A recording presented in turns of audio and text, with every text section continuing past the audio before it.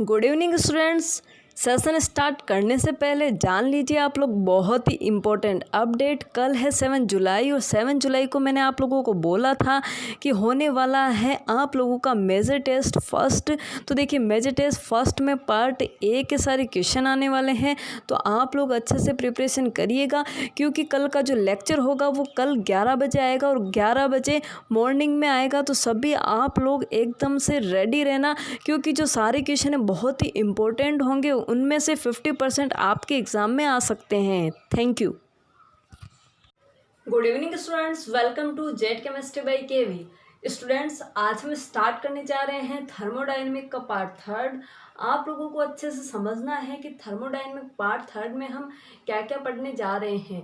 देखिए, जब मैंने थर्मोडायनेमिक का पार्ट वन का जब वीडियो आप लोगों के सामने अपलोड किया था तो वहाँ पे व्यूज़ बहुत ही ज़्यादा मिल रहे थे क्योंकि हर एक बच्चा यही सोचता है कि मुझे थर्मोडायनेमिक पूरी की पूरी टोटली समझ में आ जाए और मैं 8 मार्क्स लेके आ सकूं। लेकिन थर्मोडायनेमिक पढ़ना थोड़ा डिफ़िकल्ट होता है, इस वजह से फर्स्ट वीडियो को तो बच्चों ने बहुत ही ज़्यादा देखा है, यानी वहाँ पे 100+ व्यूज़ हैं, आप लोग खुद जाके देख सकते हैं। लेकिन जब सेकंड वीडियो अपलोड हुआ तो बच्चों के मन में फिर से वही डर आ गया कि थर्मोडायनेमिक बहुत ही हार्ड टॉपिक है, क्यों ना इसे छोड़ दिया जाए। और काफ़ी बच्चों ने उस टॉपिक को छोड़ दिया और वहाँ पे अभी 65 व्यूज़ ही हैं। इसका मतलब आप लोग समझ सकते हैं कि आप लोग अभी भी थर्मोडायनेमिक के डर को लेकर बैठे हैं, यानी आप लोग नहीं चाहते कि आप लोगों के 8 मार्क्स थर्मोडायनेमिक से आ जाए। मैंने पहले ही बोला था आप लोगों के इतना ज़्यादा हार्ड पेपर नहीं आता है, बहुत ही इजी पेपर आता है।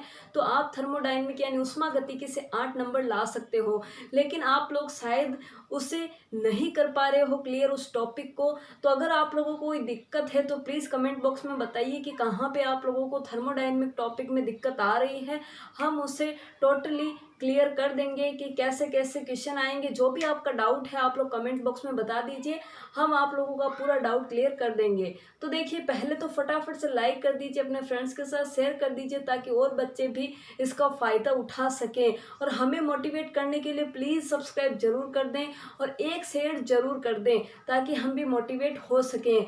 आप लोगों की बदौलत हमारे 1500+ सब्सक्राइब हो चुके हैं, बस आपका ही प्यार है और हमारी मेहनत है। तो देखिए, हम चलते हैं थर्मोडायनेमिक पार्ट थर्ड। तो देखिए, इसमें हम पढ़ने वाले हैं सेकेंड लॉ ऑफ थर्मोडायनेमिक। क्या पढ़ेंगे हम लोग? Second law of thermodynamic. Okay, second law of thermodynamic यानी उष्मागतिकी का द्वितीय नियम हम आज पढ़ने वाले हैं। इसे हम इन शॉर्ट क्या बोल देते हैं? Slot, SLOT। तो इन शॉर्ट हम इसे क्या बोल देते हैं? स्लोट। यानी उष्मागतिकी का सेकंड नियम क्या है ये हमें समझना है। पिछले लेक्चर में हम फर्स्ट और जीरो लॉ समझ के आ चुके हैं। देखिए, जो सेकंड नियम होता है बहुत ही इम्पोर्टेंट है, बहुत ही इंटरेस्टिंग है। आप लोगों को दिखाई दे रहा होगा बहुत ही अच्छे से, बहुत ही क्लियरली आप लोगों को दिखाई दे रहा होगा। हाँ जी, आप लोगों को बहुत ही अच्छे से दिखाई दे रहा है। देखिए, जो सेकेंड लॉ ऑफ थर्मोडायनेमिक है इसमें हम बात करते हैं कि जो हीट है वो हीट का ट्रांसफ़र है जो किस वे में होता है, यानी यहाँ पे हम एंट्रोपी वगैरह को देखने वाले हैं। तो यहाँ पे हम सबसे पहले बात करते हैं कि डीलिंग किससे करते हैं। तो हम करते हैं it deals with the entropy, यानी इसमें हम एंट्रोपी वर्ड के मीनिंग को समझेंगे। और देखिए, इसमें हम साथ ही क्या समझते हैं? Heat transfer. हम क्या समझते हैं? हीट ट्रांसफ़र, कि हीट का जो ट्रांसफ़र है, उष्मा का जो ट्रांसफ़र है वो किस प्रकार होगा। और हिंदी वाले यहाँ पे लिखेंगे कि सेकेंड लॉ ऑफ थर्मोडायनेमिक में हम एंट्रोपी को समझते हैं। किसको समझते हैं? एंट्रोपी को। और साथ ही उष्मा के ट्रांसफ़र को समझते हैं। उसके साथ ही देखिए, आप लोग एक बात जानते हैं कि इस पूरे नेचर में यानी पूरे ब्रह्मांड में अगर कोई भी रिएक्शन हो रही है, क्या हो रही है? कोई भी रिएक्शन हो रही है तो वहाँ पे ऑलवेज जो रिएक्शन होती है वो इरिवर्सिबल होती है। क्या होती है? इरिवर्सिबल। ये आप लोग जानते हैं, यानी अनुत्क्रमणीय। क्या होती है? अनुत्क्रमणीय। इसका मतलब वापस हम जो प्रोडक्ट हम सबस्ट्रेट से जो प्रोडक्ट बना रहे हैं उस प्रोडक्ट से हम वापस सबस्ट्रेट नहीं बना सकते। यानी जब हम क्या लेते हैं, कोई क्रियाकारक लेते हैं, हिंदी वाले लिखेंगे, हम लोग क्या करते हैं, कोई क्रियाकारक लेते हैं, यानी हम लोगों ने कोई सबस्ट्रेट लिया, वो सबस्ट्रेट किसी उत्पाद में परिवर्तित होता है, यानी किसी प्रोडक्ट में परिवर्तित होता है।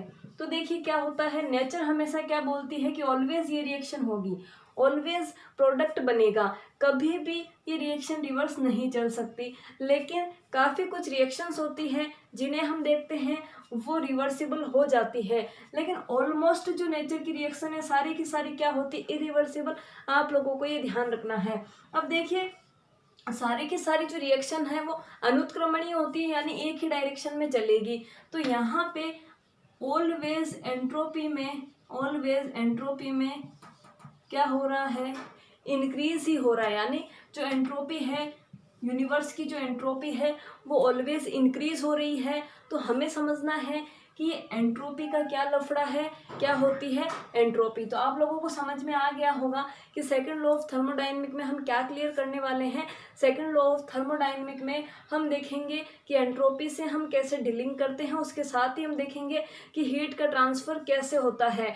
और देखिए जब हम लोग ये देखते हैं कि प्रोसेस क्या हो रही है नेचर में, जो ऑटोमेटिक प्रोसेस हो रही है वो हमेशा क्या होती है, इरिवर्सिबल, यानी एक ही डायरेक्शन में चलेगी। तो वो क्या हो गई, इरिवर्सिबल। अब देखिए जब वो एक ही डायरेक्शन में चल रही है तो बताइए वो स्वतः होगी, यानी वो रिएक्शन है जो अपने आप ही होगी या हम उसे करवाएंगे। तो देखिए जो रिएक्शन ऑटोमेटिक हो रही है इसका मतलब वो क्या है, स्वतः हो रही है, स्पॉन्टेनियस हो रही है, अपने आप हो रही है। तो जब यहाँ पे नेचर में कोई रिएक्शन हो रही है, इरिवर्सिबल हो रही है, तो वो रिएक्शन क्या होती है, स्पॉन्टेनियस। हिंदी वाले क्या लिखेंगे, स्वतः, स्पॉन्टेनियस। अब देखिए हमें समझना है क्या क्या कि स्पॉन्टेनियस रिएक्शन क्या होती है, यानी अपने आप रिएक्शन कौन सी होती है, और नॉन स्पॉन्टेनियस रिएक्शन कौन सी होती है जो अपने आप नहीं हो पाती है, और इक्विलिब्रियम की रिएक्शन कौन सी होती है वो हमें देखना है। यानी यहाँ से क्वेश्चन आ सकता है एक 4 नंबर का, यहाँ से 4 नंबर का एक क्वेश्चन आ सकता है, आप लोग ध्यान रखना। उसके साथ ही एंट्रोपी से आप लोगों का एक क्वेश्चन बन सकता है, यानी यहाँ से संभावनाएं होती है क्वेश्चन आने की। तो देखिए हमें क्या क्या समझना है, आप लोगों को पता लग गया होगा। हम क्या सीखते हैं सेकंड लॉ में कि जब कोई सबस्ट्रेट से प्रोडक्ट बनता है तो किसी भी हम प्रोसेस को देखें, नेचर की रिएक्शन जो ऑटोमेटिक होती है यानी वो स्वतः होगी, अपने आप होगी, उसे हम क्या बोल देते हैं, स्पॉन्टेनियस। तो हमें देखना है कि कौन कौन सी ऐसी रिएक्शंस हैं जो स्पॉन्टेनियस हो जाती है यानी अपने आप हो जाती हैं, और कौन सी है जो अपने आप नहीं हो पाती है। उसके साथ ही हमें देखना है कि एंट्रोपी का क्या लफड़ा है, ब्रह्मांड में एंट्रोपी हमेशा क्यों बढ़ रही है, ये हमें सीखना है। तो सबसे पहले आप लोग हेडिंग लगा लीजिए एंट्रोपी, यानी हमारा अब जो टॉपिक है वो क्या है, एंट्रोपी। देखिए जो एंट्रोपी होती है इसे हम एस से डिनोट करते हैं, किससे दर्शाते हैं, एस से दर्शाते हैं। अब देखिए जो एंट्रोपी होती है वो एक्चुअल में होती क्या है, देखिए जो एंट्रोपी होती है वो क्या होती है, रेंडमनेस को बताती है, यानी अनियमितता को बताती है। तो आप लोग क्या लिखेंगे, जो एंट्रोपी है वो किसको बताएगी, रेंडमनेस को बताएगी। किसको बताएगी, रेंडमनेस को बताएगी, यानी अनियमितता को बताएगी। क्या बताएगी, अनियमितता को। अब देखिए कैसे हम अनियमितता को बताते हैं। मान लीजिए हम लोगों ने एक बॉक्स लिया, ये क्या लिया हमने, बॉक्स। इस बॉक्स में देखिए इस प्रकार ये क्या है, कोई कण है। क्या है, ये कोई कण है। फिर हम एक और बॉक्स लेते हैं, इस बॉक्स में हमने इस प्रकार कहीं पे भी कोई भी कण रख दिया। अब आप लोगों से पूछा जा रहा है कि बताइए इन दोनों बॉक्स में से एंट्रोपी कहाँ पे ज़्यादा है। आप लोगों से क्या पूछा गया कि एंट्रोपी कहाँ पे हाई है। तो देखिए मैंने क्या बोला कि एंट्रोपी का जो मीनिंग होता है, एंट्रोपी का मतलब होता है वो क्या होता है, अनियमितता। यानी जितना ज़्यादा बिखरा हुआ कोई सिस्टम होगा वहाँ पे एंट्रोपी सबसे ज़्यादा होगी। क्या, रैंडमनेस, यानी अनियमितता होनी चाहिए, बिखरा हुआ होना चाहिए। जितना ज़्यादा बिखरा हुआ सिस्टम है उतनी ही ज़्यादा आप लोगों की एंट्रोपी हो जाएगी। अब देखिए बताइए, ये बिखरा हुआ सिस्टम है, ये एक बिखरा हुआ सिस्टम है, तो आप लोगों ने देखा कि ये तो क्या है, सिस्टमेटिक वे में अरेंज है, लेकिन ये क्या है, बिखरा हुआ है। और जो बिखरा हुआ होता है उसकी एंट्रोपी क्या होती है, ज़्यादा होती है। तो हम बोलेंगे कि यहाँ पे इस वाले सिस्टम की एंट्रोपी क्या है, ज़्यादा, और ये एकदम सिस्टमेटिक वे में अरेंज है, तो इसकी एंट्रोपी क्या है, एकदम लो है। तो आई होप आप लोगों को समझ में आ गया कि एंट्रोपी एक्चुअल में होती क्या है। एंट्रोपी कुछ नहीं है, जो मॉलिक्यूल होते, पार्टिकल होते हैं, उनकी रैंडमनेस को बताती है, यानी अनियमितता को बताती है कि कौन ज़्यादा सिस्टमेटिक वे में है और कौन ज़्यादा अनियमित है, यानी वो बिखरे हुए सिस्टम को बताती है। अब देखिए यहाँ से आप लोगों के एंट्रोपी से क्या क्वेश्चन बनता है। देखिए आप लोगों से पूछा गया है कि बताइए सॉलिड यानी ठोस, लिक्विड यानी द्रव और गैस, यह आप लोगों से पूछा गया है। ठोस, द्रव और गैस में बताइए एंट्रोपी किसकी ज़्यादा होगी। तो आप लोग सोचिए ज़रा, देखिए आप लोग सोचिए, ठोस जो होता है वो क्या होता है, एकदम कठोर होता है। सॉलिड जो है एकदम क्या है, कठोर है। तो वहाँ पे जो अंदर के जो पार्टिकल हैं वो क्या है, सिस्टमेटिक वे में अरेंज है। यहाँ पे सॉलिड में क्या होते हैं, सिस्टमेटिक वे में पार्टिकल अरेंज होते हैं। फिर हम लोग लिक्विड की बात करते हैं, तो देखिए मान लीजिए ये लिक्विड है। आप लोग जानते हैं लिक्विड थोड़ा सा बिखरा हुआ होता है, तो ये जो पार्टिकल है वो थोड़े से बिखरे हुए हैं। फिर हम गैस की बात करते हैं, तो गैस के मॉलिक्यूल तो बहुत ही ज़्यादा दूर दूर होते हैं, वहाँ पे तो बहुत ही ज़्यादा अनियमितता होती है, बहुत ही ज़्यादा रैंडमनेस होती है, डिसऑर्डर बहुत ही ज़्यादा होता है, क्योंकि उन पार्टिकल के बीच में ज़्यादा इंटरेक्शन नहीं होता है। वो जो पार्टिकल आपस में जुड़े हुए नहीं होते हैं, एक पार्टिकल गैस का यहाँ होगा तो एक पार्टिकल वहाँ होगा। इसका मतलब जो गैस के पार्टिकल हैं वो बहुत ही ज़्यादा बिखरे हुए होते हैं। क्या होते हैं, बहुत ही ज़्यादा बिखरे हुए। तो अब आप लोग बता दीजिए कि किसकी एंट्रोपी सबसे ज़्यादा होगी, सॉलिड, लिक्विड या गैस। जल्दी से बताइए किसकी एंट्रोपी सबसे ज़्यादा होगी। मैंने सब कुछ आपको बता दिया है, अब आप लोगों को बस थोड़ा सा दिमाग लगाना है। तो देखिए आप लोग सही बता रहे हैं, सबसे ज़्यादा एंट्रोपी किसकी होगी, गैस की होगी, क्योंकि एंट्रोपी क्या होती है, अनियमितता। जो जितना ज़्यादा बिखरा हुआ उसकी एंट्रोपी उतनी ही ज़्यादा। तो बिखरा हुआ सबसे ज़्यादा कौन है, गैस है। तो सबसे ज़्यादा एंट्रोपी की हम बात करें, तो देखिए एंट्रोपी सबसे ज़्यादा किसकी होती है, गैस की। सबसे ज़्यादा गैस की होगी। फिर उससे कम किसकी होती है, लिक्विड की। और सबसे कम एंट्रोपी किसकी होती है, सॉलिड की। तो ये जो है आप लोगों को ध्यान रखना है, ये जो ऑर्डर है एंट्रोपी का, ये आप लोगों को ध्यान रखना है। ये आपके एग्जाम में पूछा जा सकता है। तो देखिए पूछने लायक क्वेश्चन तो नहीं है, बट मैंने पहले ही बोला है आपका एग्जाम है, उसमें केमिस्ट्री बहुत ही ईजी लेवल की आती है, इसलिए आप लोगों के एग्जाम में ही पूछा जा सकता है। तो आई होप आप लोगों को एंट्रोपी समझ में आ गई होगी। अब हम बात करते हैं कि एक्चुअल में जो एंट्रोपी है उसकी डेफिनेशन क्या है। ये तो हम लोगों ने सीखा बिखरा हुआ, ये अपनी नॉर्मल जो लैंग्वेज थी उसमें हम लोगों ने समझ लिया। अब हमें एकदम केमिस्ट्री के वे में डेफिनेशन को सीखना है। तो देखिए आप लोग सिर्फ क्या करिए, एक फॉर्मूला याद रखिए। क्या याद रखिए, एक फॉर्मूला याद रखिए।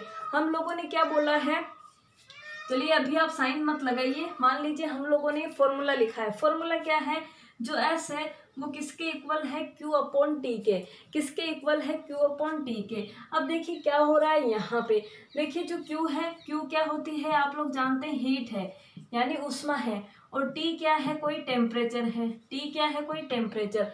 और ये S क्या है, एंट्रोपी।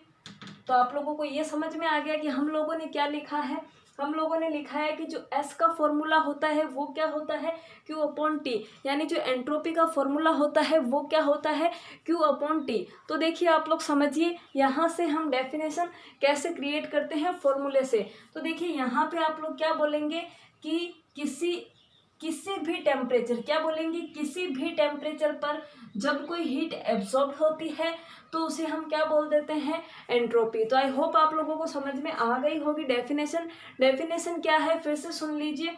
किसी भी टेम्परेचर, ये टेम्परेचर है यानी किसी भी तापमान पर जब ऊष्मा अवशोषित होती है तो उसे हम क्या बोल देते हैं, एंट्रोपी बोल देते हैं। अब देखिए आप लोगों के एग्जाम में इसकी यूनिट पूछी जा सकती है, यानी एंट्रोपी की यूनिट यानी इसकी इकाई क्या है, इसकी इकाई पूछी जा सकती है। अब आप लोग जरा देखिए इधर, ये क्या है, फॉर्मूला है इसका Q/T। आप लोग जानते हैं Q क्या है, हीट है यानी ऊष्मा है। ऊष्मा का जो यूनिट है, ऊष्मा की यूनिट वो क्या होती है, आप लोग जानते हैं जूल है। तो मैंने यहाँ पे देखिए क्या लिखा, ऊष्मा की यूनिट जूल, जूल लिख दी। फिर देखिए अपॉन का साइन है, अपॉन का साइन लगा दिया। फिर ये T क्या है, टेम्परेचर। टेम्परेचर की यूनिट आप सब जानते हैं क्या होती है, केल्विन। क्या होती है, केल्विन। अब देखिए यहाँ पे बहुत ही इजी वे में हम लोगों ने यूनिट बना ली। यूनिट क्या हो गई, जूल पर केल्विन। क्या हो गई, जूल पर केल्विन। अब देखिए आप लोग इस के को ऊपर भी ला सकते हैं। अभी के ऊपर पावर क्या है, 1 है।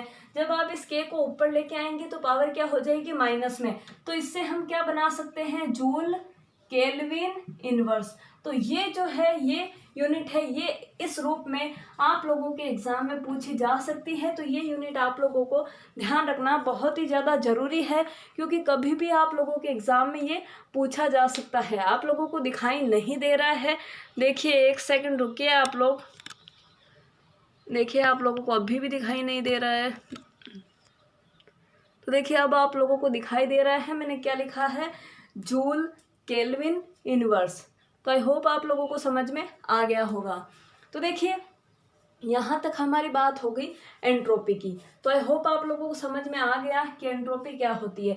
और एंट्रोपी से जो क्वेश्चन आएगा वो डायरेक्ट भी आ सकता है। ये क्यों दे के कोई केल्विन पे टेम्परेचर दे दिया जाएगा, बस कुछ नहीं करना है, भाग लगाना है और आपका जो एंट्रोपी है वो आ जाएगी। अब देखिए हम बात करते हैं आगे कि इस एंट्रोपी का यूज कहाँ कहाँ पे होता है। कहाँ पे चल रहे हैं हम, एंट्रोपी के यूज की तरफ। तो देखिए इसे हम एक बार क्लियर कर देते हैं, आप लोग जल्दी से उतार लीजिए, इसे स्क्रीनशॉट ले लीजिए। ले लिया होगा आप लोगों ने स्क्रीनशॉट। तो देखिए हम अब एंट्रोपी के यूज की बात कर रहे हैं कि एंट्रोपी और कहाँ पे यूज होती है। तो हम कर देते हैं इसे साफ। देखिए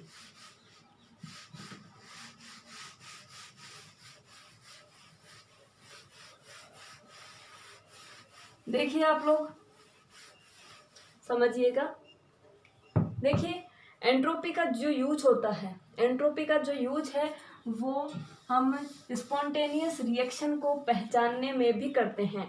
अभी अभी हम लोगों ने लिखा था कि कोई रिएक्शन अपने आप हो रही है या कोई रिएक्शन अपने आप नहीं हो रही है, कैसे पता लगेगा। तो उसके लिए इम्पोर्टेंट रोल प्ले करती है एंट्रोपी। कौन रोल प्ले करती है, एंट्रोपी।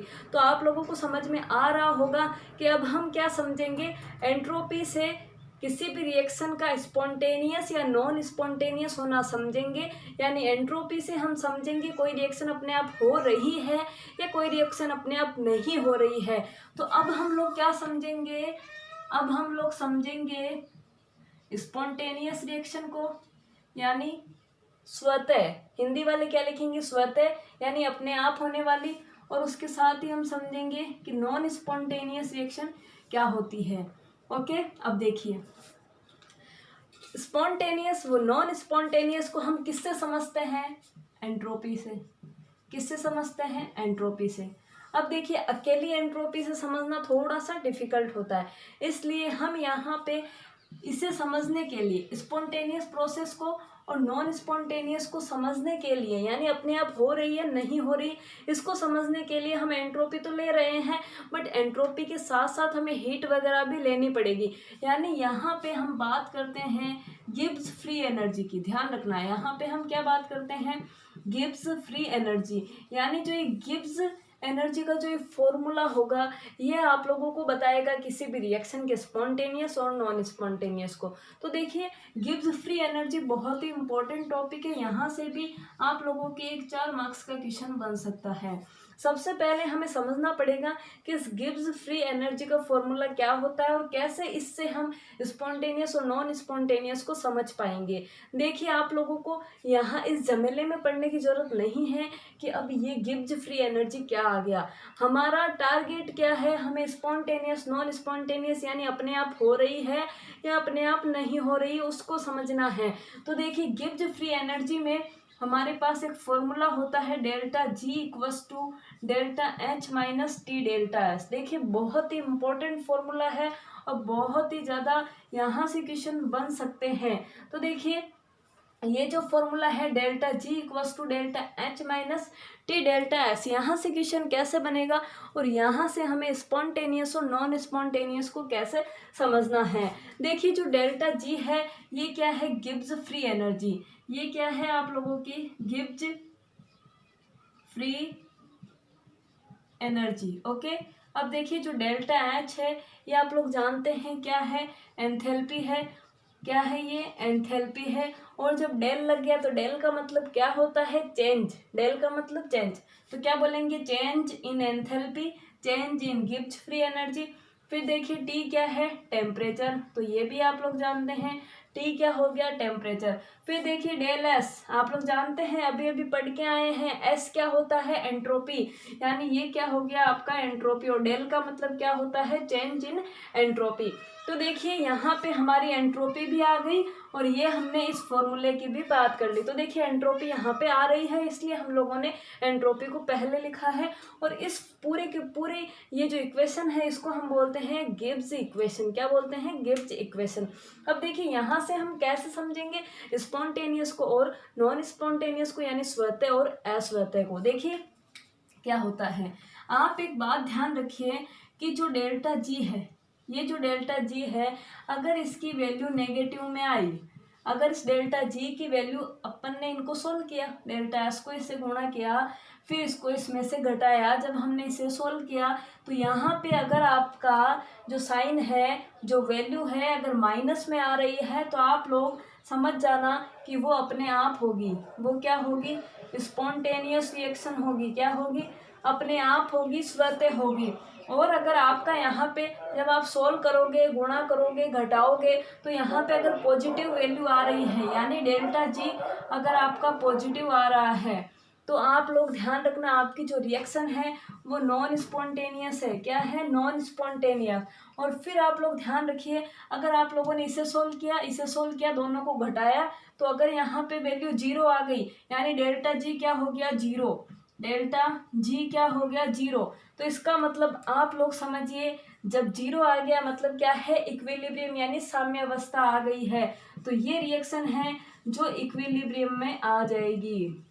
तो ये तो आप लोगों को ध्यान रखना ही पड़ेगा। बस कुछ ध्यान नहीं रखना है, इतना सब कुछ याद रखोगे तो पक्का भूलोगे। देखिए आप लोग इन तीनों को याद रखोगे तो भूल जाओगे, तीनों को याद नहीं रखना, एक को याद रखना है। किसको, स्पॉन्टेनियस हमेशा नेगेटिव, बस ये याद रखो। क्या, स्पॉन्टेनियस नेगेटिव वाला साइन, यानी डेल्टा जी क्या होगा, नेगेटिव, तो ऑटोमेटिक दूसरा वाला याद हो जाएगा। नॉन स्पॉन्टेनियस क्या होगा, फिर पॉजिटिव। और इक्विलिब्रियम आप लोग जानते हैं डेल्टा जी क्या होगा, वहाँ पे जीरो होगा। तो आई होप आप लोगों को समझ में आ गया कि किस प्रकार हम स्पॉन्टेनियस, नॉन स्पॉन्टेनियस और इक्विलिब्रियम को समझने वाले हैं। अब देखिए क्या होता है, मैंने ये तो आप लोगों को बता दिया कि ये ऐसे ऐसे होना चाहिए, बट यहाँ पे आप लोगों को कैसे पता चलेगा, तो देखिए समझिए, इधर देखिए क्या होता है। हम बात करते हैं, हमें डेल्टा जी नेगेटिव लाना है। हम इस फर्स्ट कंडीशन की बात करें, हमें डेल्टा जी नेगेटिव लाना है। तो देखिए डेल्टा जी नेगेटिव कब आएगा, सोचिए। देखिए यहाँ तो आगे क्या है, प्लस साइन है, नेगेटिव की वैल्यू कहाँ पे है, यहाँ पे है। हमें क्या लाना है, नेगेटिव लाना है। इसका मतलब हमें ये वाली वैल्यू बढ़ानी पड़ेगी। हम नेगेटिव वाली वैल्यू बहुत ही ज़्यादा कर देंगे और ये वैल्यू छोटी रहेगी। तो आप लोग जानते हैं जब नेगेटिव में से हम कुछ घटाते हैं, यानी नेगेटिव की बड़ी वैल्यू, यानी मान लीजिए यहाँ पे मैंने लिया है प्लस का 100, यहाँ पे मैंने प्लस का 100 लिया है और माइनस का इधर मैंने 400 लिया। तो आप लोग बताइए क्या बचेगा अब, -400 प्लस 100 कितना बचेगा, -300। गणित आती है आप लोगों को, यानी क्या बच गया, -300। अब आप लोग देखिए ये जो डेल्टा जी की वैल्यू है किस में आई है, माइनस में आई है। इसका मतलब यहाँ पे ये प्रोसेस क्या हो जाएगी, स्पॉन्टेनियस। अब आप लोगों को ऐसे ही समझना है, मैंने क्या करा यहाँ पे, इस नेगेटिव को लाने के लिए मैंने इस नेगेटिव की वैल्यू को बढ़ाया, यानी मैंने किसको बढ़ाया, इस पूरी वैल्यू को। अब देखिए आप लोग, टेम्परेचर यहाँ पे हम लोग इतना ज़्यादा इंक्रीज नहीं करते हैं, पूरा का पूरा डिपेंड किस पे है, ये डेल्टा एस पे, यानी हमें डेल्टा एस की वैल्यू को इंक्रीज करना पड़ेगा। अब देखिए डेल्टा एस की वैल्यू को इतना इंक्रीज करो कि डेल्टा एस क्या आ जाए, बहुत ही ज़्यादा पॉजिटिव। अगर ये पॉजिटिव होगा तो ये इंटू होके क्या हो जाएगा नेगेटिव। इसका मतलब ये डेल एस क्या होना चाहिए पॉजिटिव, पॉजिटिव और नेगेटिव इंटू होके क्या बनेगा नेगेटिव, और ये नेगेटिव वैल्यू बहुत ही ज़्यादा होगी तब ये क्या बनेगा नेगेटिव। इसका मतलब डेल्टा एस क्या होना चाहिए पॉजिटिव। ये आप लोगों को ध्यान रखना है, क्वेश्चन पूछा जा सकता है। तो देखिए ये दो कंडीशन होती है इस प्रकार, ये दोनों साथ लिखी हुई आएगी पेपर में, ये साथ लिखी हुई आएगी कि स्पॉन्टेनियस के लिए कौन सा कथन सही है, कौन सा स्टेटमेंट राइट है। तो आएगा delta G negative delta S positive, ये पहला स्टेटमेंट। फिर दूसरा स्टेटमेंट ये वाला, फिर तीसरा ये वाला, चौथा आएगा नन ऑफ दीज। तो आप लोगों को क्या टिक करके आना है पहले वाला। डेल्टा जी तो याद हो गया नेगेटिव, डेल्टा एस क्या होना चाहिए पॉजिटिव। फिर देखिए हम बात करते हैं इस वाले की। तो देखिए हमें पॉजिटिव लाना है, हमें क्या लाना है पॉजिटिव। तो देखिए पॉजिटिव की वैल्यू को बढ़ाना पड़ेगा, इस वैल्यू को घटाना पड़ेगा। तो देखिए आप लोग समझिए, यहाँ पे अगर डेल्टा एस क्या होगा माइनस का, तो माइनस और माइनस इंटू होके क्या हो जाएंगे प्लस। तो यहाँ पे जो साइन आएगा वो प्लस का आएगा। फिर ये भी क्या है प्लस का, प्लस प्लस होके बहुत ही ज़्यादा वाला प्लस हो जाएगा। यानी आप लोग समझ सकते हैं डेल्टा एस हमारे को यहाँ पे क्या करना पड़ेगा प्लस वाला करना पड़ेगा, तभी जो डेल्टा जी की पूरी वैल्यू है वो क्या आएगी प्लस की। इसका मतलब अगर नॉन स्पॉन्टेनियस अस्वतः रिएक्शन की आपको कंडीशन पूछे तो आप लोगों को क्या बोलना है, डेल्टा जी तो पॉजिटिव होता है पर डेल्टा एस क्या होता है नेगेटिव, क्या होता है नेगेटिव। और इक्विलिब्रियम का आप लोगों को पता ही है डेल्टा जी क्या है जीरो, और ये डेल्टा जी जीरो कब आएगा, जब आप इस पूरे एंट्रोपी के चेंज को ही क्या कर दोगे जीरो। तो डेल्टा एस बराबर जीरो। तो देखिए जीरो से ये गुणा होके क्या हो जाएगा जीरो, और डेल्टा एच भी यहाँ पे क्या हो जाएगा जीरो। तो ये दोनों यहाँ पे जीरो होंगे तब डेल्टा जी ऑटोमेटिक क्या आ जाएगा जीरो। तो डेल्टा एस और डेल्टा एच इक्विलिब्रियम के लिए दोनों ही क्या होने चाहिए जीरो। तो आई होप आप लोगों को पूरा का पूरा समझ में आ गया होगा कि स्पॉन्टेनियस यानी स्वतः और अस्वतः रिएक्शन किस प्रकार होती है। और यहाँ से 4 नंबर का क्वेश्चन मैंने आप लोगों को बोला पूछा जा सकता है, और गिब्स फ्री एनर्जी की इक्वेशन है वो भी आप लोगों से पूछी जा सकती है। जल्दी से आप लोग स्क्रीनशॉट ले लीजिए फटाफट से, फिर हम चलते हैं आगे की तरफ। तो आप लोगों ने स्क्रीनशॉट ले लिया होगा। तो देखिए ये हमारा पूरा का पूरा second law of thermodynamic finish हो जाता है, यानी यहाँ पे हमारा जो सेकंड लॉ ऑफ थर्मोडायनेमिक है वो हो गया है कंप्लीट। अब हम चलते हैं थर्ड लॉ ऑफ थर्मोडायनेमिक की तरफ। तो आप लोग हेडिंग लगा लीजिए थर्ड लॉ ऑफ थर्मोडायनेमिक। देखिए थर्ड लॉ ऑफ थर्मोडायनेमिक से क्वेश्चन नहीं पूछे जाते हैं, लेकिन एक बार हम लोग लिख लेते हैं थर्ड लॉ ऑफ थर्मोडायनेमिक। तो देखिए थर्ड लॉ ऑफ थर्मोडायनेमिक क्या होता है। थर्ड लॉ ऑफ थर्मोडायनेमिक ये बोलता है कि 80 केल्विन यानी 0 केल्विन पर किसी भी एब्सोल्यूट क्रिस्टलाइन सॉलिड, किसी भी प्योर क्रिस्टलाइन सॉलिड, ये बता रहा है थर्ड लॉ कि 0 केल्विन पर, किस पर 0 केल्विन आप लोगों का टेम्परेचर होना चाहिए। कितना टेम्परेचर हो गया 0 केल्विन। इस टेम्परेचर पर हम किसी परफेक्ट प्योर क्रिस्टलाइन सॉलिड यानी हम किसी ठोस की एंट्रोपी चेक करते हैं। किसी भी ठोस की, ठोस कैसा होना चाहिए क्रिस्टलाइन प्योर क्रिस्टलीय ठोस, क्या होगा प्योर क्रिस्टलीय ठोस की हम एंट्रोपी चेक करते हैं 0 केल्विन पर। तो वहाँ पे जो एंट्रोपी है, वहाँ पे जो एंट्रोपी है वो क्या होती है जीरो, वो क्या होती है जीरो। ये क्या बोलता है थर्ड लॉ ऑफ थर्मोडायनेमिक, ये आप लोगों को ध्यान रखना है। बस ये इतना सा स्टेटमेंट ही आप लोगों को क्लियर करना है। क्या स्टेटमेंट है कि 0 केल्विन पर किसी भी शुद्ध क्रिस्टलीय ठोस की एंट्रोपी हमेशा क्या होती है जीरो होती है। ये क्या हो गया आपका थर्ड लॉ ऑफ थर्मोडायनेमिक हो गया। तो यानी हमारा यहाँ पे पूरे के पूरे लॉ क्लियर हो जाते हैं। जीरो लॉ भी क्लियर हो गया, फर्स्ट लॉ भी क्लियर हो गया, सेकंड भी क्लियर हो गया और थर्ड लॉ भी क्लियर हो गया। तो देखिए पूरे के पूरे लॉ क्लियर होने के बाद अब हम चलते हैं वर्क के ऊपर। मैंने आप लोगों को बोला था कि जो वर्क होता है वर्क के ऊपर क्वेश्चन आ सकता है, यानी कार्य के ऊपर क्वेश्चन आ सकता है। तो हम इसे क्लियर कर देते हैं। अब हम चलते हैं अगले ही टॉपिक की तरफ, यानी आप लोग हेडिंग लगा लीजिए सम की पॉइंट। अब हम कुछ इंपॉर्टेंट की पॉइंट की तरफ चलते हैं जहाँ से क्वेश्चन पूछे जा सकते हैं। तो आप लोग हेडिंग लगा लीजिए सम की पॉइंट्स। तो आप लोगों ने हेडिंग लगा ली होगी। अब देखिए जो सम की पॉइंट्स है वो क्या क्या है, आप लोगों को क्लियर करना है। अब आप लोगों को दिखाई दे रहा होगा, देखिए अच्छे से दिखाई दे रहा है आप लोगों को।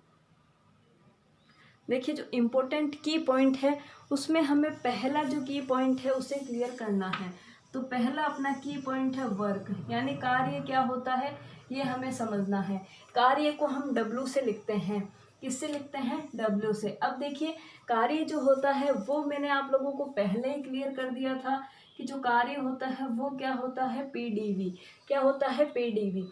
फिर मैंने बोला था कि हम वहाँ पे साइन की बात करेंगे नेक्स्ट लेक्चर में, यानी यहाँ पे नेगेटिव आएगा या पॉजिटिव आएगा।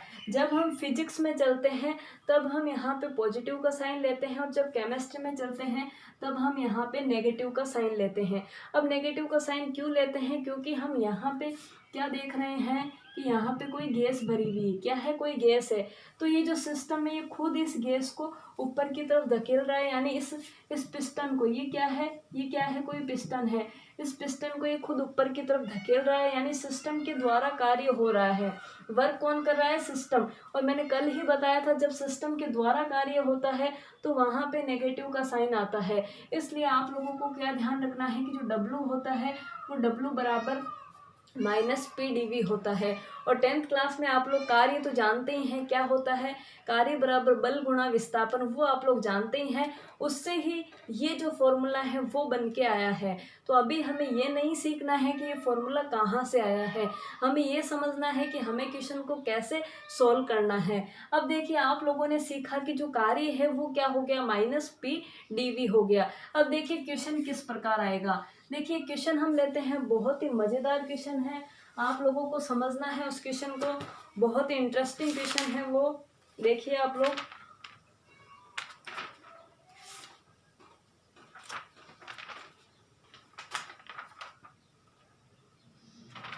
देखिए मैंने उस क्वेश्चन को अभी अभी देखा था।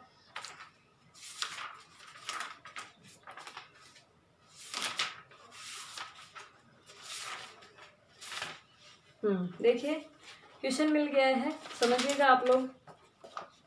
क्वेश्चन है find the work done in each case. Question क्या है? फाइंड, क्वेश्चन लिखिए आप लोग, find the work done in each case. Hindi वाले लिखेंगे कार्य की गणना करो। दो केस दिए हुए हैं आपको, पहला केस और दूसरा केस। तो देखिए जो पहला केस है, पहला क्वेश्चन है when 1 mole of ideal gas. Hindi वाले लिखेंगे जब 1 mole ideal gas, when 1 mole of ideal gas in 10 liter container, in 10 liter container. Hindi वाले लिखेंगे जब किसी आइडियल गैस को 10 लीटर के कंटेनर में रखा जाता है एक वायुमंडलीय दाब पर, 1 atm, एक वायुमंडलीय दाब पर, is allowed to enter, is allowed to enter a vacuum bulb, a vacuum bulb of capacity 100 liter, of capacity 100 litre. देखिए क्वेश्चन क्या है।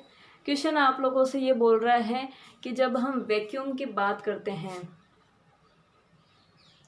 जब हम किसकी बात करते हैं? वैक्यूम की, यानी वहाँ पे जो वॉल्यूम हम बात कर रहे हैं 100 लीटर का है, और वहाँ पे आप लोग देखिए उसकी कैपेसिटी है, उसकी जो कैपेसिटी है किसी कंटेनर की वो 100 लीटर की है। वहाँ पे जो प्रेशर है वो क्या है 1 एटमॉस्फेयर है। और आप लोग देख सकते हैं 1 मोल आइडियल गैस हम लोगों ने ले रखी है। तो देखिए क्या हो रहा है, यहाँ पे हमें वर्क की गणना करनी है, हमें यहाँ पे क्या निकालना है W। तो सबसे पहले इस क्वेश्चन को आप समझिए। क्वेश्चन क्या है, when 1 mole of ideal gas in 10 liter container at 1 atmosphere is allowed to enter a vacuum bulb of capacity 100 litre. देखिए ये क्या है आपका 10 लीटर, ये क्या है आपका 100 लीटर, यानी आपको 100 लीटर दे रखा है, यानी V2 दे रखा है। हम लोग यहाँ पे PdV की बात कर रहे हैं ना, तो देखिए जो P है ये तो क्या है वायुमंडलीय दाब हो गया, एटमॉस्फेरिक प्रेशर हो गया, और dV यानी D आप लोग जानते हैं चेंज को बोलते हैं। तो चेंज को हम कैसे लिखेंगे V2 माइनस V1, यानी इनिशियल में से फाइनल में से इनिशियल को माइनस कर देते हैं तो आप लोगों का ये dV आ जाता है। तो देखिए जो फाइनल है वो क्या है 100 लीटर, तो V2 क्या है 100 लीटर है, V1 कितना है देखिए 10 लीटर है, ये लिख लिया आप लोगों ने।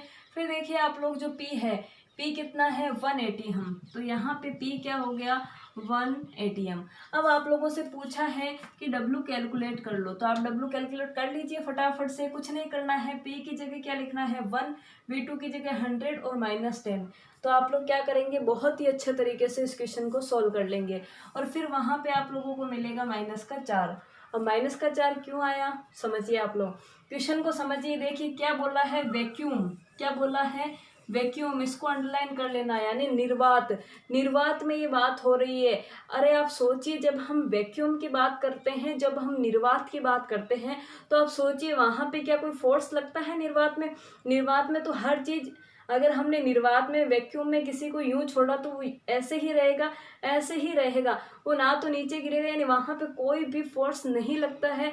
जब फोर्स ही नहीं लगेगा तो क्या वर्क होगा, जब बल ही नहीं लग रहा तो क्या कार्य होता है, नहीं होता। तो वैक्यूम में कभी कार्य का सोचना ही मत, वर्क का सोचना ही मत, वहाँ पे वर्क होता ही नहीं है। तो वर्क होता ही नहीं है तो आंसर क्या आएगा, वर्क इक्वल्स टू 0, यानी W इक्वल्स टू 0 क्या आ जाएगा, आंसर आ जाएगा। तो आई होप आप लोगों को समझ में आ रहा होगा कि क्वेश्चन आप लोगों को कैसा पूछा जाएगा, आंसर क्या होगा 0। ऐसा क्वेश्चन ही आप लोगों को मिलेगा 101% आपके एग्जाम में, क्योंकि थर्मोडाइनमिक में से एक क्वेश्चन क्या आता है, थोड़ा न्यूमेरिकल बेस्ड आता है। फिर देखिए ये हो गया आपका फर्स्ट क्वेश्चन। अब हम चलते हैं सेकंड क्वेश्चन की तरफ। सेकंड क्वेश्चन है आपका व्हेन 1 मोल ऑफ गैस, देखिए when 1 mole of gas expand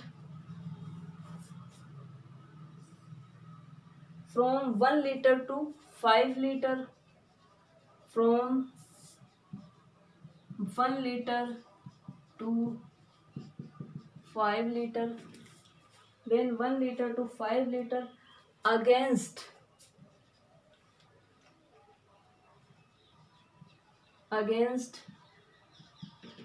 atmospheric pressure। देखिए इस क्वेश्चन को आप लोग सोल्व करिए, कैसे सोल्व होगा करिए आप इसको सोल्व, बहुत ही इजी और बहुत ही मज़ेदार क्वेश्चन है, करिए आप लोग इसे सोल्व। देखिए पहले तो दिया हुआ क्या है, 1 mole of gas expand from 1 litre to 5 litre, तो V2 कितना हो गया 5 लीटर। हिंदी वाले लिखेंगे जब किसी भी गैस को हम एटमॉस्फेरिक वायुमंडलीय दाब के विरुद्ध एक्सपांड करते हैं यानी फैलाते हैं इतने से इतने की तरफ, तब कार्य बताइए। तो देखिए V2 क्या हो गया 5 लीटर, V1 क्या हो गया 1 लीटर हो गया, यानी आप लोगों को V2 और V1 मिल गया। फिर देखिए प्रेशर, प्रेशर कितना है 1 एटमॉस्फेरिक, तो P कितना हो गया आपका 1 एटमॉस्फेरिक प्रेशर। अब देखिए ये अपने आप ही बोल रहा है एक्सपांड, क्या बोल रहा है एक्सपांड, यानी आप लोगों को साइन कैसा लेना है नेगेटिव का लेना है। तो आप लोगों को ये थोड़ी थोड़ी बातें समझ में आनी चाहिए। तो देखिए हम इसे सॉल्व करते हैं। तो देखिए सॉल्व करेंगे तो सबसे पहले हमें फॉर्मूला लिखना पड़ेगा। फॉर्मूला क्या होता है -PdV, ये फॉर्मूला हो गया। अब आपको कुछ नहीं करना है, P की जगह कितना लिखना है 1, तो माइनस की जगह तो माइनस हो गया, P की जगह कितना हो गया 1 एटीएम। फिर देखिए इनटू dV क्या होता है V2 माइनस V1, तो देखिए V2 माइनस V1, V2 कितना है 5 है, माइनस V1 कितना है 1 है। तो आप लोग देखिए -1, 5 में से 1 गया तो 4, और 4 को -1 से गुणा करते हैं तो क्या आ जाता है -4। तो आप लोगों का जो वर्क है, जो कार्य है, वो क्या आ जाएगा -4। क्या आ जाएगा -4। और यूनिट कैसे लिखेंगे, देखिए पी की जो इकाई थी, वो क्या थी एटीएम थी। और देखिए ये जो था वॉल्यूम किस में था, लीटर में। तो atmospheric pressure in ATM into litre, ऐसे भी आप इसकी यूनिट लिख सकते हैं, या आप लोग जूल वगैरह भी यहाँ पे वर्क की यूनिट लिख सकते हैं। तो देखिए हमारा यहाँ पे फाइनली जो आंसर आ गया है, वो क्या है 4 लीटर एटीएम। क्या आंसर आ गया -4 लीटर एटीएम। तो यहाँ पे देखिए ये लीटर और ये एटीएम इंटू होके आप लोग इकाई भी लिख सकते हैं। तो ये लीटर एटीएम या एटीएम लीटर, कुछ भी बोल सकते हैं। तो ये आपका फाइनल आंसर हो गया। तो इस प्रकार आप लोगों को ये क्वेश्चन सोल्व करना है। बहुत ही इंटरेस्टिंग क्वेश्चन है। JET, ICR, BHU, PAT, MNS, NEET किसी में भी पूछा जा सकता है कभी भी। जल्दी से आप लोग स्क्रीनशॉट ले लीजिए। देखिए यहाँ पे हम सेशन को फिनिश करते हैं। तो आप लोग प्लीज़ सेशन को शेयर कीजिएगा। अभी तक किसी ने सब्सक्राइब नहीं किया तो सब्सक्राइब जरूर कर लीजिएगा, और साथ ही इस वीडियो को लाइक करना है। लाइक आप लोग अमाउंट बढ़ाइए ताकि मुझे भी थोड़ी खुशी मिल सके। Thank you.